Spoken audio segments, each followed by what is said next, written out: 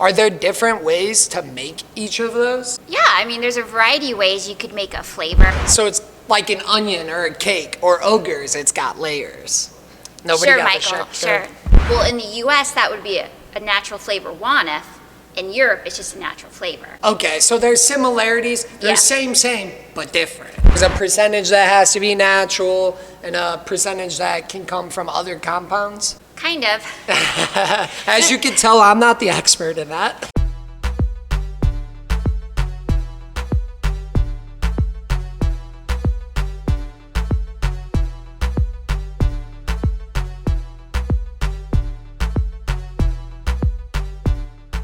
What's up, everybody? Welcome back to Behind the Flavor, a podcast brought to you by Beck Flavorist and hosted by yours truly, Michael Schubert. Today we have a very exciting episode.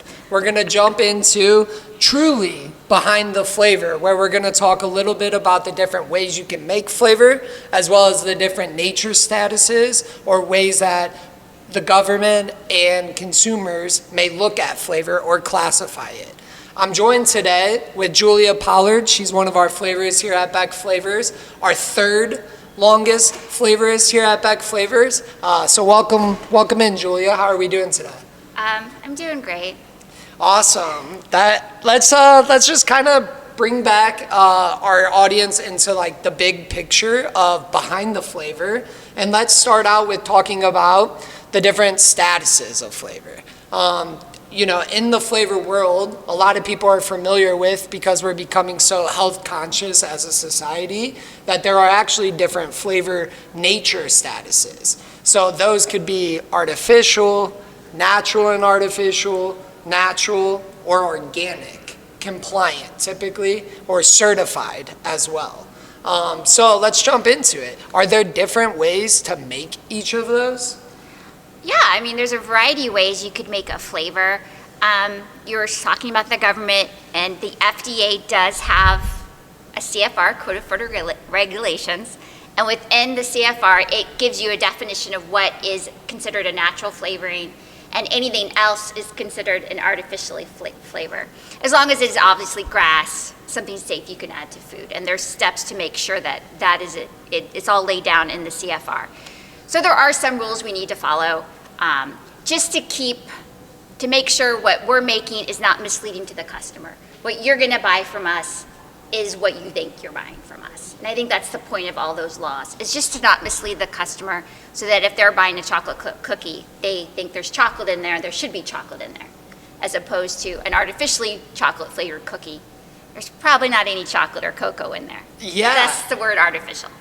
Yeah, and that's interesting you say that, because as like a salesperson who's very customer facing, that I think is one of the main challenges I face with our consumers or our customers, is a lot of those people, they think no matter what, it's an artificial flavor because we make it on mass scale. They're used to an extract, which we're going to get to a little bit later in this episode. They think that all flavoring is not an extract, that it's all synthetically made, which can be very, very, very misleading. And it's the first thing I usually have to tackle with customers, is giving them what you're going to learn about in this episode, which is the differences between those. So let's kind of dive into that a little bit. We can talk a little bit about how you can make a flavor a couple different ways. So let's start out with the one everybody kind of knows, which is extracts. Sure. Probably the most common extract people deal with on their daily lives is vanilla extract. We all probably made cookies, and we've had a recipe that says, please add vanilla extract. If we go back to the FDA again, vanilla extract's the only flavor that has a standard of identity. So you have to have so much vanilla beans and so much ethanol percentage. There's a few other things you could add in also and still call it vanilla extract, but you have to have extractives from vanilla beans. Now there's a molecule within vanilla extract called vanillin. Its common name is vanillin. This is not its IUPAC name, but we call it vanillin. And it tastes similar to vanilla extract. And it's in vanilla extract. We call it's the characterizing compound or aroma of vanilla extract is vanillin. So we can get it from vanilla extract. You can also get it from a variety of other means. And those are also natural sources. Like if we extract it from clove oil or eugenol, or if we extract it via ferulic acid from rice bran, that would also be considered natural. So the molecule is natural, but it's not from vanilla. So I couldn't call, if it was a vanillin solution, a clear vanillin solution, it might be natural, but I couldn't call it a vanilla extract or a vanilla solution because it's not. It didn't come from vanilla beans. So in that case, you might have to be careful to really look at your labels. But an extract is you have your solid material, maybe your orange peels or your vanilla beans, and you are just mixing it with something, and hopefully you're extracting, you're taking those aroma ingredients that are going to be soluble in whatever you're extracting with and moving them from the solid into your liquid. And then that liquid hopefully will contain those aroma ingredients. You're probably going to need to filter it, clean it up a little bit, polish it up, and that will end up being your extract you sell to your customer. So it's just, the most common one is ethanol and water. And that's what you use for vanilla extract. And you would use that to make your vanilla extract, your basil extract, Orange extract, blackberry extracts. Yeah, a lot of the orange extracts, citrus extracts, are a little different. We kind of talked about the difference between an extract and a wash. So I'm sure everyone's had an orange or a citrus fruit, and if you bend back the peel, you might get squirt in the face, but you see the liquid that comes out is orange oil. And that is easily harvested from your fruit. You can abrase the outside of it to harvest the oil. You can smash all the fruit together. You can take it and distill it and condense it and get certain notes from that if you really want to get into a fractional distillation. But from that you get your orange oil, but it's oil soluble. And a lot of orange drinks are liquids. And so oil and liquid, oil and water don't mix together. And so how can you get your orange oil into a liquid, water-soluble application? Thank you for stealing my segue, too, because I was just about to ask, how do you make it water-soluble then? So it's very similar. Again, we're going back to some very simple extracts, very simple solvents like water and ethanol, and you add those to your orange oil, and all the aroma ingredients that are going to be soluble in your water-soluble flavor are then going to move to the liquid. And what you'll have left is the unsoluble oil parts. Typically, those are terpenes, different things like that. They could still have a lot of flavor value, but for making a water-soluble extract to use in a beverage, that you don't have to get too, there's other ways you could weigh your oil down and add a lot of food additives. You don't need to necessarily do that to make a wash that's soluble in your beverage. If you do have any more questions regarding extracts, washes, compounding, any of the things that we talk about today, we just want you to please reach out to beckflavors.com. You can hit our request a sample there. You can also reach out to marketing@beckflavors.com, and we'll get back to you with any of the information you're looking to gather. So Julia, you were doing a great job of explaining washes versus extracts there. So at the end there, we were talking about how water soluble and oil soluble in a wash, when you're in that type of solution, the flavor aroma or the flavor aromatics in the oil soluble, they really want to migrate over to that water soluble. Is that what we refer to as decanting? Is that the word that decanting is used for? Or what is decanting? When we say decant, we're talking about removing the oil from the wash. So there's the layer of insoluble materials, terpenes and oils that came from your orange peel. There's also all the other stuff in there. There might be some other stuff in your oil, and that's all going to be in your oil layer if it's oil soluble. Everything that's going to be water soluble or alcohol soluble, anything polar is going to go into the water layer. So some of those terpenes that aren't as polar, they're going to hang out with the oil. Like I said, some of that is still somewhat usable flavor material, but most of the stuff we want to make your wonderful seltzer, orange seltzer, is going to be in the alcohol water portion. Okay, and that's what the decanting means, is giving it time to separate. Yeah, you have to, it layers, it separates, it layers, and then you remove one layer, and then you filter the layer you're going to sell. Okay, so it's like an onion or a cake or ogres, it's got layers. Nobody Sure, got Michael, the sure. All right. Yeah, so that's two of the ways that we've now talked about how you can create flavors. So the third way would be compounding, or as I refer to it, it's not as much, but liquid compounding, because we're talking a lot about liquid flavors here. Yeah, a compounded flavor is just what it sounds like. There's your cake, there's lots of layers to it. We're adding different aroma ingredients. So we might have multiple washes together. Like say you wanted to do an orange vanilla flavor, well, an easy way would be an orange wash or extract with your vanilla extract. You mix those together, it's orange vanilla flavor. It's compounded flavor. It's two things mixed together. And that can get very complicated. You can have flavors with infinite amount of ingredients, except our operation group doesn't like that. So they would rather keep it down to an easier way to make a flavor. They don't want to have it to be 1,000 ingredients, unless it's within a sub-ingredient, like from a natural.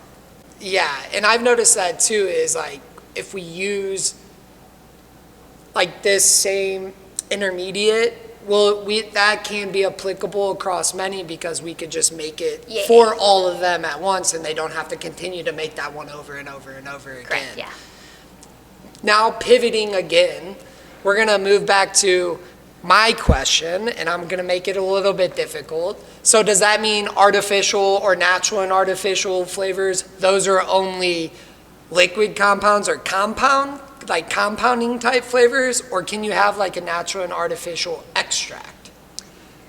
So you can call something an artificial extract because you're saying it's artificial, so it's not real.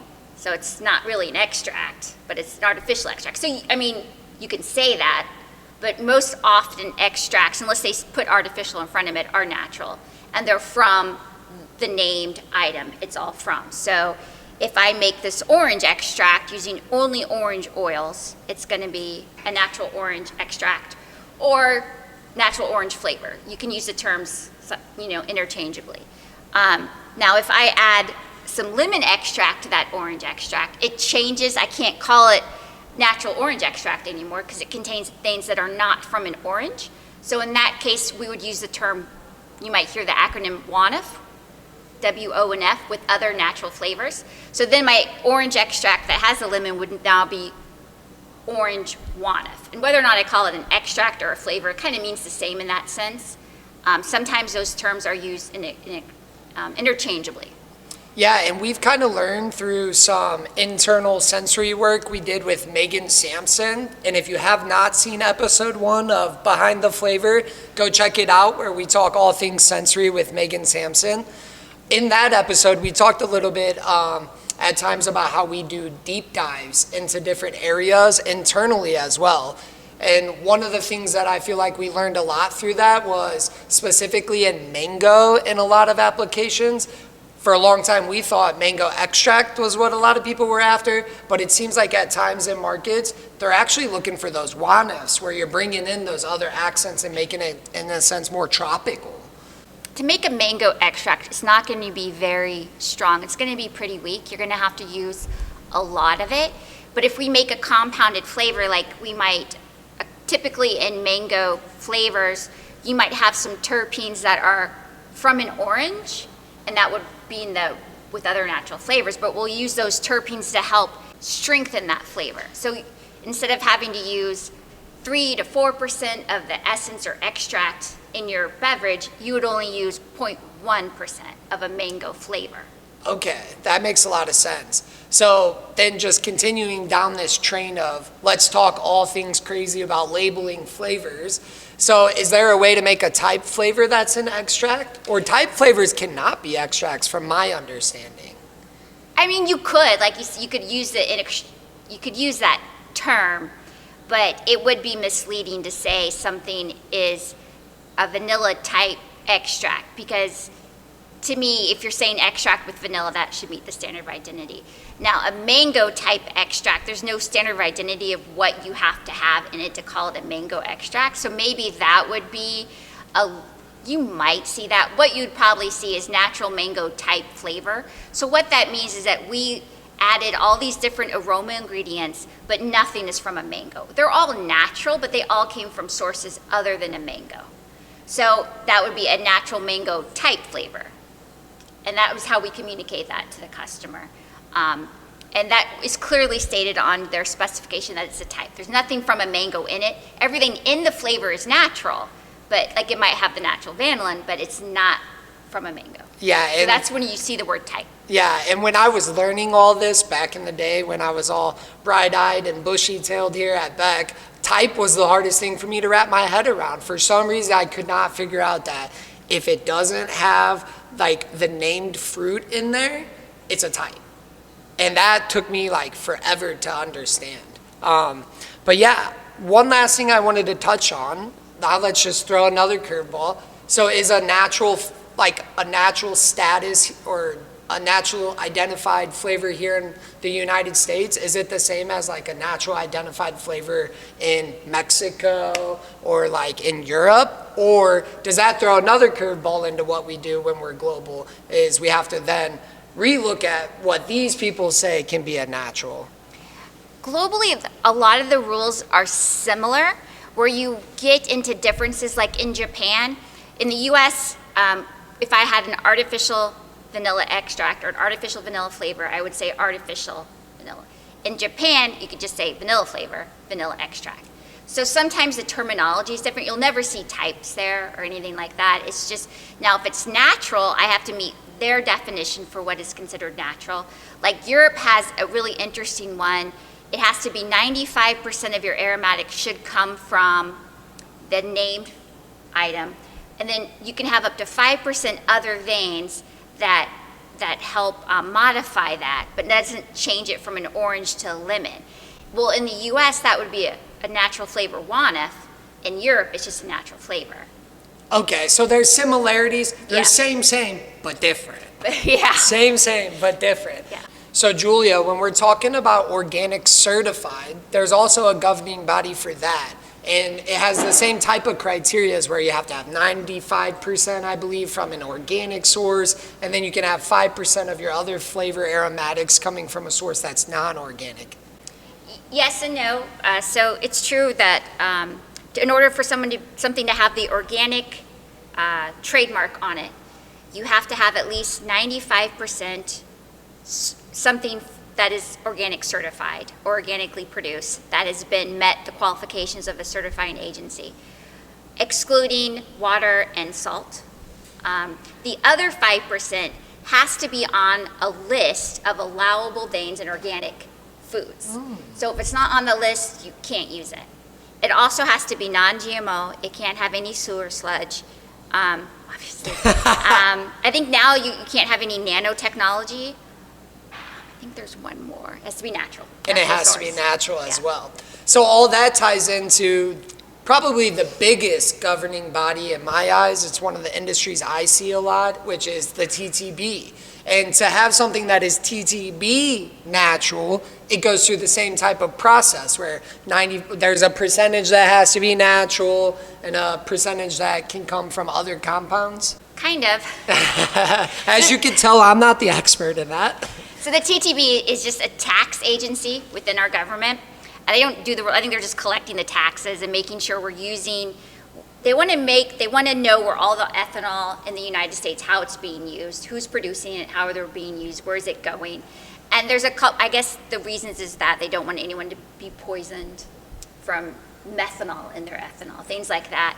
But they do have rules about what flavors you can use in alcoholic beverages. And they're a little different than the FDA naming rules. There's some exceptions that the TTB allows you to have.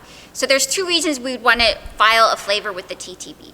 One is it contains alcohol that we're paying taxes on, and so we would like to get a refund of that. So we file with the TTB saying we're using this much ethanol that we're buying, and then our accounting department sends the records back. This is where we use that ethanol, and we get the tax rebate on it. The other reason would be is one of our customers wants to make an alcoholic beverage using our flavor. And in that case, it also has to be filed with the TTB because they have to file their final formula with the TTB. And within that, they have to name any flavor they're using and colorants and whatever's in their product, the TTB wants to know. And then they'll approve their label, how they can advertise it based upon what is in the formula. and it gets very technical. There's certain names of cocktails or certain names of beverages that if you want to have that designation on your label for the TTB, you have to meet certain criteria that the TTB laid out. It's in the gauging manual. A lot of it's in there. But for our perspective, you could have a flavor that contains vanillin from an artificial source, and as long as it's less than 60 parts per million in your final application, it's still natural. Which comes into that gray, murky area as well. Same thing with a couple other materials. Now you could use vanillin from ferulic acid sources, rice bran sources, and that would then be considered natural, and you could use it over that minimum amount, greater than the 60 parts per million, and still call it natural. Now if you take your flavor that had the artificial vanillin in it and you use it over the max use, then your final beverage, they'll want to call it imitation or artificial on your final beverage. And all that information is on your FID sheet, flavor ingredient data sheet, and your flavor company should provide those for you whenever you ask. Michael, I messed up. It's not 60 parts per million on the vanillin. It's 40 parts per million. And I know most people don't care, but so I have to fill out the documents. It's 40, so anyone wants to know. Well, it's good to know that you're a human too, Julia. But most importantly, thank you for joining us on this episode of Behind the Label, where we discussed a few topics: extracts, compounding, washes, the different ways to build flavors, as well as how you may label them on your different packaging types. Just a reminder to all of our viewers out there, smash that subscribe button, hit the like, turn on the bell, and please, above anything else, if there's a topic we aren't covering yet that you're interested in learning about in the flavor world, comment that below so that we can make it one of our topics for an upcoming episode of Behind the Flavor.